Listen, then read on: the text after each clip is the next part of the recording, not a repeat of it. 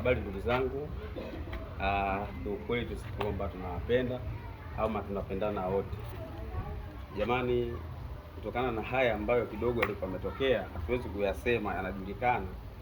Episode ya kwanza ya Machozi ya Dhahabu tuliiachia, lakini pia tukaachia episode ya pili.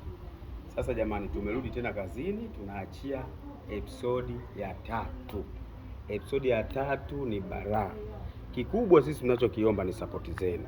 Kama mlitoka kutusupport toka kipindi hicho cha Juma na Roda, cha Zawadi Mwenye Nyumba, Alinacha, Afande Geitani, Uko Wapi, Malaika, Akia Nani, Bangilita Dhahabu, Safari ya Kifo,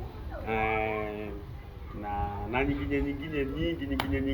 nyingine kibao ambazo tulizifanya na zilifanya vizuri. Kwa hiyo tunachowaomba ndugu zetu, sasa hivi na sisi tumehamia huku. Wale ndugu zetu wote wale mkoa mnatukubali wale wote, sasa tumerudi huku.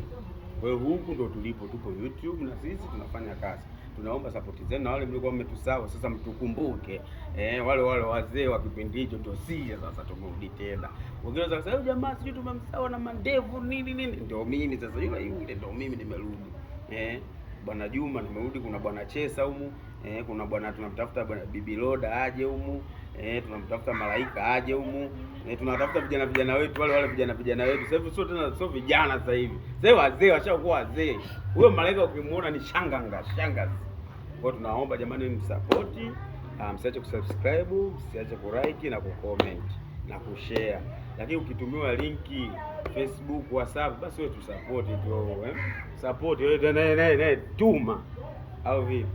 Haya basi, sisi tuwatakie maisha mema na kazi njema. Account unaipataje ukitaka kwa YouTube? Account yetu sisi, ukiingia pale YouTube una search, kama hujafollow, yani kama hujasubscribe una search, unaweza ukaandika Bonge Film ikakuletea, au kaandika Abdu Bonge JR ikakuletea. Sisi YouTube yetu ina mitindo miwili.